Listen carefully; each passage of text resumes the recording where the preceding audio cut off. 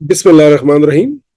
अस्सलाम वालेकुम व्यूवर्स। परसों यानी 8 फरवरी को पाकिस्तान भर में जनरल इलेक्शंस हुए। ये एक पॉलिटिकल एक्टिविटी थी और मेरी दुआ है कि इस पॉलिटिकल एक्टिविटी के नतीजे में हमारा मुल्क पाकिस्तान तरक्की की राह पर गामजन हो। आप जानते हैं कि मेरा यूट्यूब चैनल पॉलिटिकल चैनल नहीं है और नहीं ये पॉलिटिकल टॉपिक्स पे मैं बात करता हूँ, बल्कि मेरे डिस्कशंस, मेरे वीलॉग्स पर्सनल डेवलपमेंट और हेल्थ डेवलपमेंट के सिलसिले में होते हैं। पर्सनल डेवलपमेंट के सिलसिले में या इस जुमरे में मैं अमूमन उन बातों पे, उन उमूर पे डिस्कशन करता हूँ या उनको ज़रा बहस लाता हूँ कि जो मेरे ख्याल में हमें as a society, as a country, as a personal हमें कंट्रीब्यूट करना है या हमें अपने आप को इम्प्रूव करना है। तो इस इलेक्शंस के हवाले से कुछ ऐसी बातें हैं जो मैं आप लोगों की गोशगुजार करना चाहूँगा या जिनकी तरफ मैं आप लोगों की तवज्जो लाना चाहूँगा। और मैं पॉइंट ये बताना चाहता हूँ, जिस अमर की तरफ मैं आपको तवज्जो चाहता हूँ, वो ये है कि हम एज अ नेशन अगर हम अपना एनालिसिस करें तो जब तक हमें अपने पॉजिटिव पॉइंट्स या जो हमारी पावर्स है उनका एहसास नहीं होगा, तब तक हम एक अजीम कौम नहीं बन सकते, तब तक हम डेवलपमेंट नहीं कर सकते। कुछ डेटा है इन इलेक्शंस के हवाले से जो कि मैं आप लोगों के साथ शेयर करूंगा। ये डेटा किसी पार्टी की परफॉर्मेंस के हवाले से नहीं है, ये डेटा इलेक्शंस मैनेजमेंट के हवाले से नहीं है, ये डेटा ये नहीं है कि किसको हुकूमत देनी चाहिए, किसको नहीं देनी चाहिए। मेरी अपनी पर्सनल ओपिनियन है लेकिन वो रिगार्डिंग दी पॉलिटिक्स, लेकिन मैं उस पर्सनल ओपिनियन का इस व्लॉग में कोई जिक्र नहीं करूंगा। फाफिन ये एक एजेंसी है, इदारा है, और फाफिन से बनता है free and fair election network.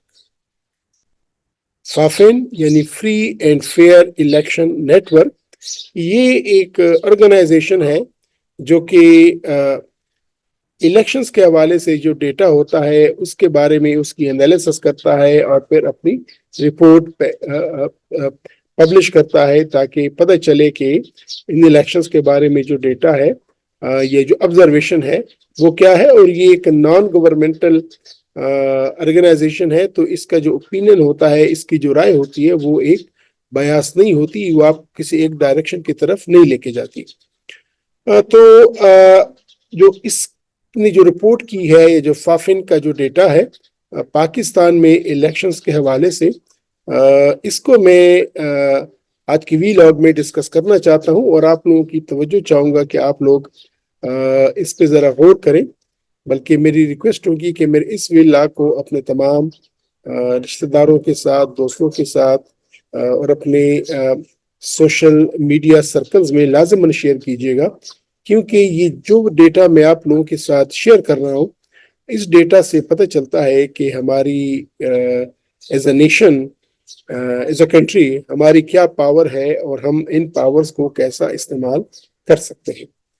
तो सबसे जो खुश आइंद बात है, या जो शायद हम में से बहुत से लोगों को ये मालूम ना हो, कि दुनिया भर में जो जमहूरी ममालिक हैं या वो ममालिक जिनमें निज़ाम हुकूमत जमहूरियत के ज़रिए से चलता है, या जिसमें अवाम अपने नुमाइंदे वोटिंग के ज़रिए वो मुंतखब करते हैं और फिर उनकी हुकूमत उस मुल्क की बागडोर संभालती है, और जिस तरह उस अवाम की मर्जी होती है उसी के मुताबिक वो हुकूमत चलाती है। तो दुनिया में जब हम पहले टॉप 5 ममालिक देखें, ये सबसे बड़ी जमहूरियतें इस लिहाज से कि जहाँ पे वोटर्स की तादाद सबसे ज्यादा हो। تو سب سے بڑی جمہوری ملک یا آبادی کے لحاظ سے جو جمہوریت ہے دنیا میں، وہ بلا شبہ انڈیا کی ہے یا ہندوستان کی ہے، بھارت کی ہے۔ اس کے بعد دوسرا ملک آتا ہے انڈونیشیا، یعنی یہ دوسرا بڑا ملک ہے آبادی کے لحاظ سے جو کہ ایک جمہوری ملک ہے۔ اس کے بعد آتی ہے یونائٹڈ اسٹیٹس آف امریکہ یعنی امریکہ۔ چوتھے نمبر پہ ہے برازیل، یعنی پہلے ملک پہ دنیا بھر میں جو جمہوری ملک ہے آبادی کے لحاظ سے، جو جمہوریت کے ذریعے، جو جمہوری طریقوں کے ذریعے اپنی حکومت کا انتخاب چلاتا ہے یا اپنے ملک کو چلاتا ہے، اس میں انڈیا، دوسرے نمبر پہ انڈونیشیا، تیسرے نمبر پہ یونائٹڈ اسٹیٹس آف امریکہ، چوتھے نمبر پہ برازیل، اور پانچویں نمبر پہ آپ کا ملک پاکستان ہے۔ یعنی پاکستان دنیا بھر میں پانچواں بڑا جمہوری ملک ہے کہ جو جمہوری طریقے پہ ووٹنگ کے ذریعے اپنی حکومت کا انتخاب کرتا ہے۔ تو یہ بہت بڑی پاور ہے پاکستان کی کہ جو دنیا میں پانچویں نمبر پہ ہے۔ تو جتنے بھی ہمارے ممالک کا میں نے نام لیا، India, Indonesia, United States, Brazil, یہ کافی آگے ہیں ہم سے ترقی میں، تو پھر ہم کیوں پیچھے رہیں؟ تو یہ بہت بڑی بات ہے، اور یہ حقیقت آپ سے نشین کر لیں اور اپنے تمام لوگوں کے ساتھ اس کو شیئر کریں کہ پاکستان دنیا بھر میں پانچواں سب سے بڑا جمہوری ملک ہے آبادی کے لحاظ سے۔ میں اس بات میں نہیں چاہتا کہ اس کی جمہوریت ٹرو ریفلیکٹ ہوتی ہے نہیں ہوتی، اور بات ہے، لیکن آبادی کے لحاظ سے اور ووٹنگ لسٹ کے لحاظ سے، ووٹرز کے لحاظ سے، پاکستان دنیا میں پانچواں بڑا ملک ہے جمہوری ممالک کے لحاظ سے۔ 2013 میں جو پاکستان کی جو ووٹنگ لسٹ تھی یا ووٹرز کی جو لسٹ تھی، یا جتنے لوگ ووٹ دینے کے اہل تھے، یعنی جن کی عمریں 18 سال سے زیادہ تھی، وہ تھی 8 کروڑ اور تقریباً 62 لاکھ، یعنی 8 کروڑ 62 لاکھ لوگ ووٹرز لسٹ تھی 2013 میں۔ 2018 میں یہ بنی 10 کروڑ 60 لاکھ، تقریباً 2 کروڑ کا اضافہ ہوا، اور 2024 میں یہ جو ووٹرز لسٹ تھے، یہ جو لوگ ووٹرز ڈال سکتے تھے، وہ تھے 12 کروڑ 85 لاکھ یا 12 کروڑ 86 لاکھ۔ تو یہ پوائنٹ کہ الحمدللہ یہ تقریباً کوئی 10-11 سال میں کوئی 4 کروڑ لوگوں کا اضافہ ہوا ہے ووٹرز لسٹ میں، جو کہ ووٹ ڈالتے ہیں۔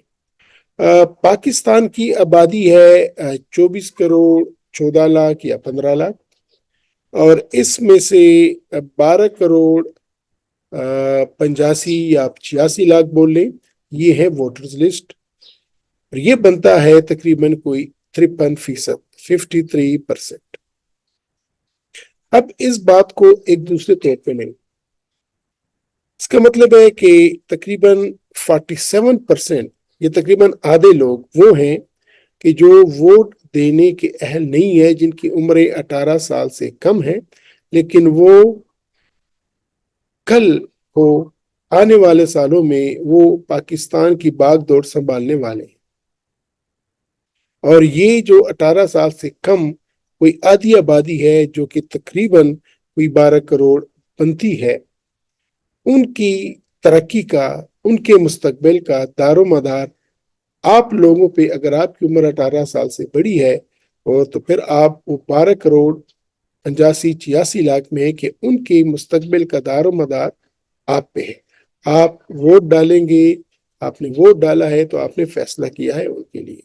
تو ہم لوگ جو کہ ووٹنگ لسٹ میں ہیں، یہ جو ووٹرز ہیں، اس پہ ایک بہت بڑی ذمہ داری بنتی ہے ہمارے نئی پوت کی، یا ہمارے اس پاپولیشن کی جو کہ تقریباً آدھی پاپولیشن ہے لیکن 18 سال سے کم ہے، کہ ہم ان کے حقوق کے کسٹوڈین ہیں۔ تو یہ دوسری بڑی اہم بات، اور اس سے نتیجہ نکلتا ہے کہ آنے والے سالوں میں اس طرح 2-3 کروڑ کا اضافہ ہوگا، اور عوام وہ بہتر طور پہ اپنے پاکستان کے لیے فیصلہ کر سکیں گے۔ ان 12 کروڑ 86 لاکھ میں تقریباً 6 کروڑ 90 لاکھ مرد حضرات اور 5 کروڑ 90 لاکھ خواتین.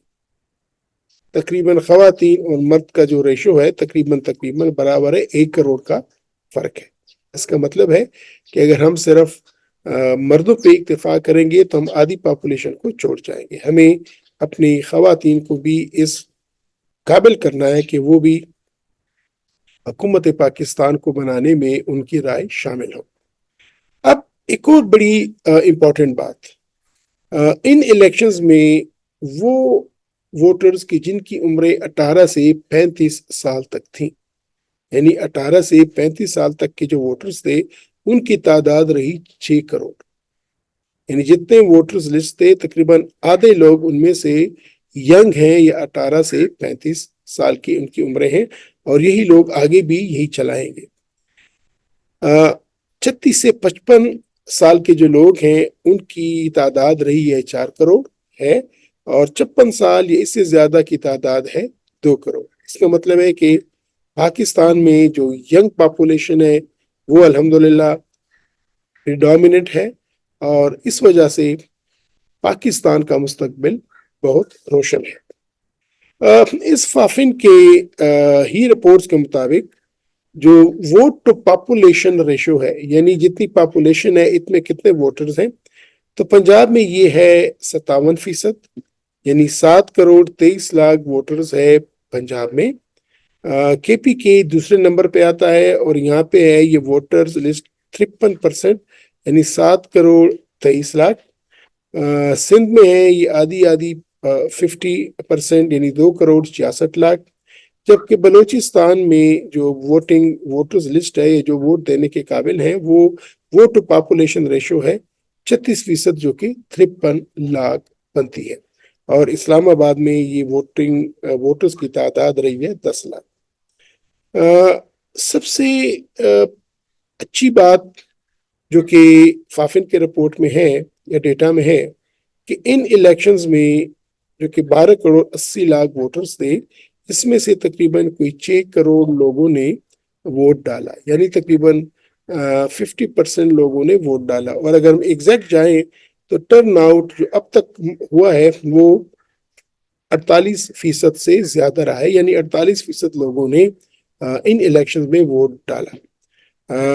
اگر ہم اس ریشو کا مقابلہ کریں پچھلے سالوں کے الیکشن سے، جو 2008 کے الیکشنز تھے اس میں یہ ٹرن آؤٹ تھا 42%، جبکہ 2013 کے الیکشنز میں یہ تھا 44%، 44%، اور 2018 میں تھا 55%، جو کہ زیادہ تھا.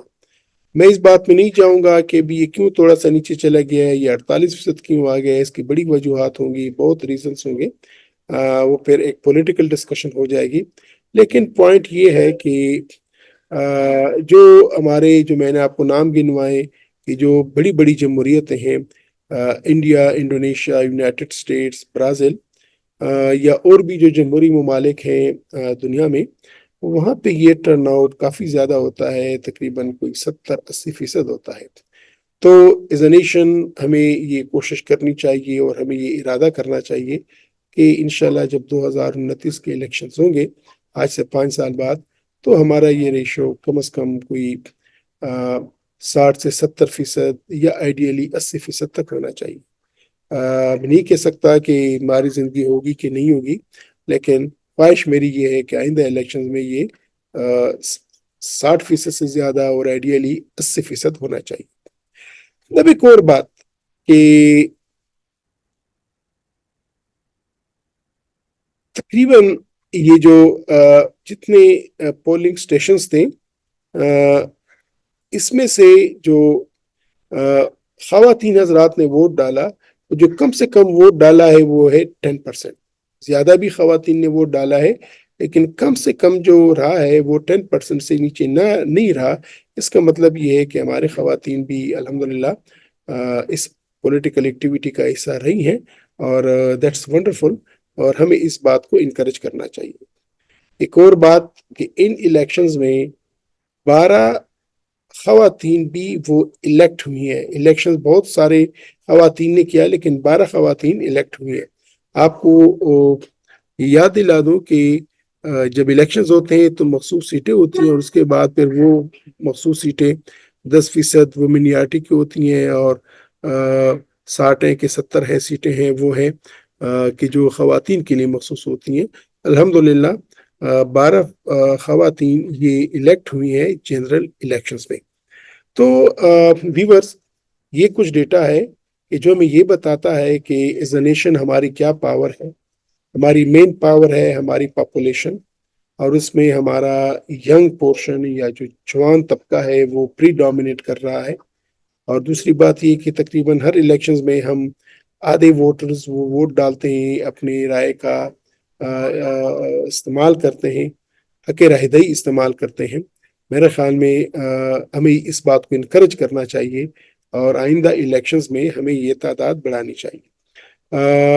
الحمدللہ جو مین پاور ہے وہ یہ ہے کہ ہمارے لوگ وہ بلیو کرتے ہیں ایک پولیٹیکل سسٹم پہ، پولیٹیکل ایکٹیویٹی پہ، اور میرا خیال ہے کہ انشاءاللہ جیسے جیسے یہ مزید سائیکلز چلیں گے، مزید لوگ انوالو ہوں گے، یہ اندازہ ہوگا کہ ہم جو چاہتے ہیں اسی کا ریفلیکشن ہوتا ہے ہماری یہ پولیٹیکل ایکٹیویٹی۔ تو مائی ویورز، میری کوشش اس ویلاگ میں یہ رہی کہ میں آپ کو بتاؤں کہ جو حقائق ہیں، جو ڈیٹا ہے، جو ہماری مین پاور ہے ایز اے نیشن، ہمیں ان کو نہیں بھولنا چاہیے، اور ہمیں اپنی پاورز کو، اپنی مین جو ہمارے پازیٹیو ایسپیکٹس ہیں ہمارے نیشن، ان کو بروئے کار لاتے ہوئے ہمیں اپنے ملک کے لیے اپنا رول ادا کرنا چاہیے۔ یہ پولیٹیکل ایکٹیویٹی کا حصہ بننا، اپنی اوپینین کا اظہار کرنا، اپنے انوالو ہونا، یہ بھی بہت بڑا قومی فریضہ ہوتا ہے، اور ہمیں یہ فریضہ ہر حال میں، ہر طور پہ ادا کرنا چاہیے۔ اجازت چاہتا ہوں، اپنا خیال رکھیے گا۔ خدا حافظ۔